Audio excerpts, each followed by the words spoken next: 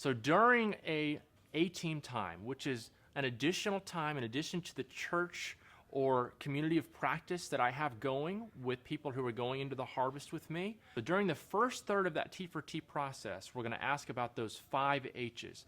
How am I doing in my heart? Am I abiding in the Word? Am I praying? How's my relationship with God? How's my home doing? Is my family engaged in the ministry? Am I doing T4T? Am I doing 3/3? Am I doing the sword method with my family first? Am I taking them into the harvest with me? What's that relationship look like? Am I out there just doing it on my own or with my family? Then we're going to look at our hands. Are there practical, measurable goals that we're meeting that we set last week? Sharing goals, training goals, and especially prayer goals. Then our head. How are we intentionally engaging with content? Yes, the scriptures, but content from other movement leaders who God's using today and over the centuries to lead people to Christ. Are there things we can be learning from them and sharing with one another? So how are we doing in our head? And finally, humility. What stories do we have since we last met of failure that remind us that God's not using us because we're good at this?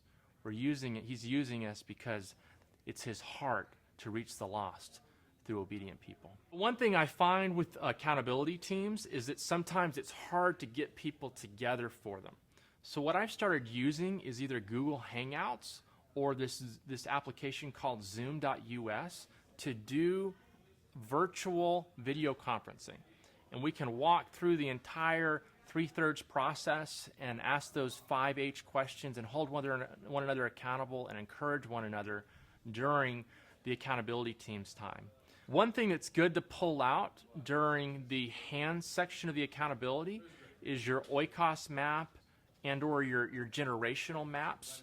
So if you've got all of your Timothys making those generational maps, even if I'm video conferencing with my Timothys during the A-team time, we can throw them up on the screen and have conversations about where they're stuck in getting to the next generation of disciple or church or group.